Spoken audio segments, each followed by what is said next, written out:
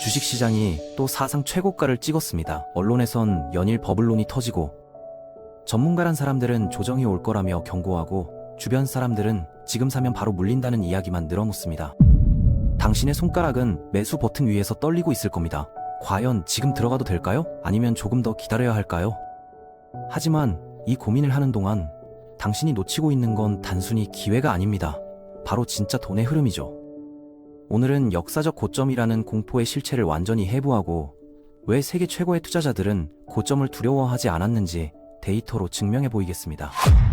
자, S&P 500 지수의 100년짜리 차트를 떠올려 보세요. 끝없이 우상향하는 거대한 산맥이 그려지지 않습니까? 여기서 핵심을 발견할 수 있습니다. 과거 역사적 고점이라 불렸던 모든 지점들은 결국 시간이 지나면서 더 높은 봉우리에 묻혔다는 사실이죠. 2008년 금융위기 직전 최고가도, 2020년 팬데믹 직전 사상 최고가도 지금 보면 그저 지나가는 하나의 점에 불과합니다. 10년, 20년 뒤엔 오늘의 고점 역시 마찬가지일 가능성이 압도적으로 높죠. 도대체 왜 주식시장은 끊임없이 자신의 기록을 갈아치우는 걸까요? 그 이유는 명확합니다. 주식은 성장 자산이거든요. S&P 500 지수에 투자한다는 건 미국 최고 기업 500개의 공동 주인이 된다는 의미입니다. 이 기업들은 살아남기 위해, 더 많은 이익을 내기 위해 끊임없이 싸우고 혁신하죠. 1990년대엔 인터넷 혁명이, 2010년대엔 모바일 혁명이 시장을 이끌었습니다. 그리고 지금은 AI가 그 자리를 차지했죠. 엔비디아만 봐도 알 수 있습니다. 불과 몇 년 전만 해도 게이머용 그래픽 카드 만드는 회사였는데 AI 시대가 열리면서 이 회사 칩 없이는 인공지능 개발 자체가 불가능한 세상이 됐거든요. 결과는 폭발적인 이익 증가와 주가 상승이었고 S&P 500 지수 전체를 끌어올리는 엔진 역할을 하고 있습니다. 마이크로소프트와 구글도 AI에 수천억 달러를 쏟아부으며 새로운 성장 동력을 만들어내고 있죠. 더 놀라운 건 S&P 500 지수 자체가 진화하는 생명체라는 점입니다. 시대에 뒤처진 기업은 가차없이 퇴출시키고 그 자리를 혁신적인 새 기업으로 채우거든요. 과거 제너럴 일렉트릭이나 코닥이 사라진 자리를 테슬라와 엔비디아가 차지한 것처럼 말입니다. 우리가 가만히 있어도 시장이 알아서 최고의 팀을 계속 재편성해 주는 거죠. 결국 고점 갱신은 위험 신호가 아닙니다. 정반대입니다. 미국 최고 기업들이 열심히 일해서 성장했다는 성적표이자 자본주의 시스템이 제대로 작동한다는 가장 강력한 증거거든요. 고점은 성장의 끝이 아니라 과정에서 나타나는 자연스러운 이정표일 뿐입니다. 그래도 마음 한구석이 불안한 분들 계실 겁니다. 장기적으로 오르는 건 알겠는데 하필 내가 산 순간이 꼭대기면 어쩌죠? 2008년 금융위기나 2020년 팬데믹 같은 폭락을 정통으로 맞으면 어떡합니까? 정말 현실적인 질문입니다. 그래서 지금부터 역사상 최악의 운을 가진 투자자와 최고의 운을 가진 투자자, 이 두 사람의 20년 투자 여정을 실제 데이터로 보여드리겠습니다. 결과는 당신의 상상을 완전히 뒤집을 겁니다. 이제부터 보여드릴 내용은 흔한 인터넷 소문이 아닙니다. 자산 규모 9조 달러, 한화로 약 1경 원을 운용하는 미국 3대 증권사 찰스 슈왑이 실제 데이터를 기반으로 검증한 연구 결과거든요. 이들이 수십 년간 고객 자산을 운용하며 발견한 진실을 공개합니다. 실험 조건은 이렇습니다. 2005년부터 2024년까지 정확히 20년간 매년 똑같이 2,000달러씩 우리 돈으로 약 290만 원씩 투자합니다. 총 투자금은 4만 달러, 약 5,800만 원이 되겠죠? 여기 성격이 완전히 다른 5명의 투자자가 있습니다. 첫 번째, 완벽한 피터입니다. 이 사람은 신의 능력을 가졌습니다. 매년 주가가 가장 낮은 최저점을 정확히 맞춰서 투자했거든요. 두 번째, 즉시 투자한 애슐리입니다. 타이밍 고민 안 합니다. 돈 생기는 1월 1일에 바로 투자하죠.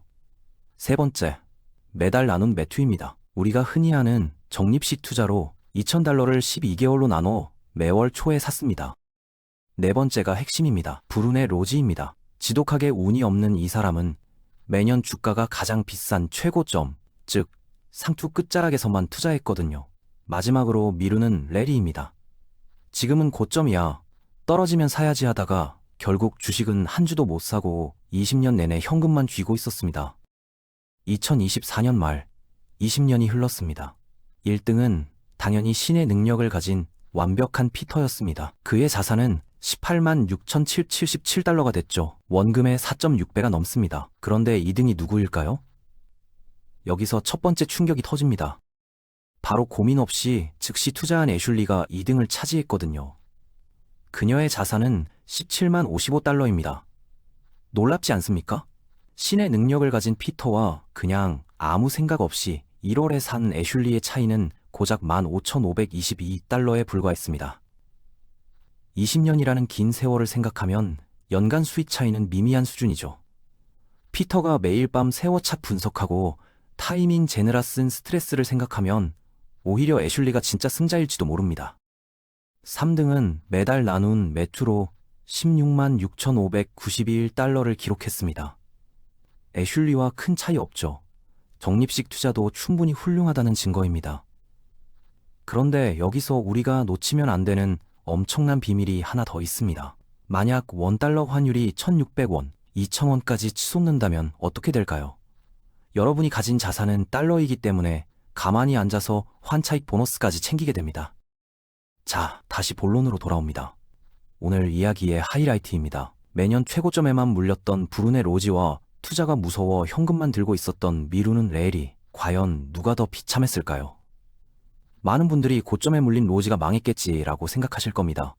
하지만 결과는 정반대였습니다. 브루네 로지 최종 자산은 약 15만 1,343달러입니다. 즉시 투자한 애슐리와 비교해도 2만 달러 정도밖에 차이가 안 나거든요. 2008년 금융위기 직전, 2020년 팬데믹 직전 최고점에 샀는데도 말입니다. 반면 현금만 들고 기회를 엿보던 미루는 레리의 자산은 얼마였을까요? 고작 47,357달러였습니다. 원금 4만 달러에서 겨우 7,000달러 불어난 거죠. 은행 이자 수준입니다. 이 숫자가 보이십니까? 15만 달러 대 4만 7천 달러. 역사상 최악의 타이밍에 주식을 산 사람이 타이밍 재느라 투자를 아예 안 한 사람보다 자산을 3배 넘게 불렸습니다. 도대체 왜 이런 일이 벌어졌을까요? 이유는 간단합니다. 로지는 비록 비싸게 샀을지언정 시장에 머물러 있었거든요. 그녀가 물려있는 동안에도 기업들은 돈을 벌었고 배당금이 나왔고 주가는 회복하고 전고점을 뚫어버렸습니다. 그녀의 자본은 계속 일을 하고 있었던 겁니다. 하지만 내리는 완벽한 기회를 기다리느라 시장의 성장을 단 1초도 누리지 못했습니다. 손해보기 싫다는 그 마음이 결과적으로는 가장 큰 손해인 기회비용 상실을 불러온 거죠. 물론 이 연구 결과를 보시면서 냉정하게 짚고 넘어가야 할 3가지 주의점이 있습니다. 맹목적인 믿음은 금물입니다. 투자 선택은 각자 판단하셔야 하죠. 과거의 수익률이 미래를 100% 보장하지 않습니다. 지난 20년은 미국 주식이 유독 강했던 시기였거든요. 앞으로의 20년도 똑같이 오를 거란 보장은 어디에도 없습니다. S&P 500 지수 이야기만 하면 꼭 나오는 반론이죠. 반론도 맞는 말입니다. 당연히 모든 투자에는 리스크가 있습니다. 하지만 리스크만 따진다면 예금에 넣어놓는 게 가장 좋겠죠. 그러니 딱 이것만 생각하시면 됩니다. 우리가 S&P 500 지수에 투자한다는 건 단순히 차트의 숫자에 베팅하는 게 아니라는 겁니다. 미국이라는 시스템이 망하지 않을 것이라는 사실에 베팅하는 거거든요. 전 세계 최고의 인재들이 미국으로 모이고 가장 혁신적인 기술이 미국에서 탄생하며 기축통화인 달러가 패권을 쥐고 있는 한 자본주의의 심장은 멈추지 않을 겁니다. 만약 S&P 500 지수가 완전히 망해서 휴지 조각이 되는 날이 온다면 그때는 여러분의 예금도 부동산도 원화 현금도 이미 아무 쓸모가 없는 세상일 확률이 높습니다. 즉 자본주의 1등 엔진에 올라타는 것이 확률적으로 가장 안전하고 확실한 승부라는 사실은 변하지 않습니다. 이 생각에 동의하시는 분만 S&P 500 지수에 투자하시면 되는 겁니다. 세금과 수수료 문제도 있습니다. 이 시뮬레이션은 순수 지수 수익률이거든요. 실제로는 거래 수수료와 세금을 내야 하므로 여러분의 실제 통장에 찍히는 돈은 이보다 조금 적을 수 있습니다. 그리고 이건 어디까지나 미국 S&P 500 지수에 투자했을 때의 이야기입니다. 우상향하지 않는 개별 잡주나 박스권에 갇힌 다른 국가 지수에 이 논리를 그대로 적용했다간 로지처럼 구조되지 못하고 진짜로 망할 수도 있죠. 하지만 이런 한계점에도 불구하고 이 연구가 던지는 메시지는 섬뜩할 정도로 명확합니다. 투자에서 가장 큰 위험은 고점에 사는 것이 아니라 시장 밖에 서 있는 것이라는 거죠. 그런데 말입니다. 머리로는 알겠는데 가슴은 여전히 벌렁거립니다. 그래, 로지가 돈을 번 건 알겠어? 하지만 내가 로지가 된다면 내 계좌가 반토막 나는 그 공포를 내가 견딜 수 있을까? 중간에 무서워서 다 팔아버리면 어떡해? 맞습니다. 우리는 로봇이 아니라 감정이 있는 인간이니까요. 수익률보다 더 중요한 건 중도 포기하지 않는 멘탈입니다. 그래서 1등 피터나 2등 애슐리처럼 대박을 노리는 방법이 아니라 3등 매튜처럼 편히 잘 수 있는 현실적인 생존 전략에 대해 이야기하려 합니다. 변동성이라는 괴물에게 잡아먹히지 않고 끝까지 살아남는 방법 궁금하지 않으신가요? 앞서 우리는 최고점에 물린 로지조차 결국엔 수익을 냈다는 해피엔딩을 봤습니다. 하지만 여기엔 아주 치명적인 맹점이 하나 숨어 있거든요. 그건 바로 로지는 과연 그 20년을 맨정신으로 버틸 수 있었을까 하는 점입니다. 시뮬레이 속 로지는 감정이 없는 컴퓨터니까 버텼겠죠. 하지만 현실의 우리는 다릅니다. 2008년 금융위기 때 계좌가 마이너스 50% 찍히는 걸 보면 대부분의 사람은 이성을 잃습니다. 지금이라도 건져야 해 하며 바닥에서 주식을 다 팔아치우고 시장을 떠나죠. 이걸 패닉셀링이라고 합니다. 결국 투자의 적은 시장이 아니라 바로 내 안에 있는 공포입니다. 그래서 우리는 수익률을 쫓는 슈퍼카가 아니라 어떤 험한 길도 안전하게 갈 수 있는 튼튼한 사륜구동 자동차가 필요한 거죠. 그 설계도를 지금 드리겠습니다. 첫 번째 도구는 바로 지난 실험에 3등 메달 나눈 매튜, 적립식 투자입니다. 많은 분들이 목돈이 있으면 한 방에 넣는 게 수익률이 제일 좋다던데 라고 묻습니다. 맞습니다. 통계적으로는 우상향 시장에서 거치식으로 한 번에 넣는 것이 유리하죠. 하지만 적립식 투자의 진가는 수익률이 아니라 심리적 방어에 있습니다. 상상해보세요. 내가 산 주식이 다음 달 폭락했습니다. 거치식 투자자는 망했다며 괴로워하겠지만 적립식 투자자는 웃거든요. 오, 세일하네. 이번 달엔 같은 돈으로 더 많이 살 수 있겠네. 주가가 오르면 자산이 불어나서 좋고 주가가 내리면 수량을 많이 모을 수 있어서 좋습니다. 적립식 투자는 하락장을 공포의 시간에서 박스 세일 축제로 바꿔주는 마법의 프레임을 제공합니다. 이 긍정적인 마음가짐이야말로 여러분이 20년을 완주하게 만드는 가장 강력한 연료죠. 하지만 적립식으로도 감당이 안 되는 폭락장이 오면 어떡할까요? 그때 필요한 게 바로 자산 배분입니다. 쉽게 말해 축구팀을 짜는 것과 같거든요. 주식이라는 공격수 옆에 채권이라는 골키퍼, 그리고 금이라는 최후의 수비수를 함께 세우는 겁니다.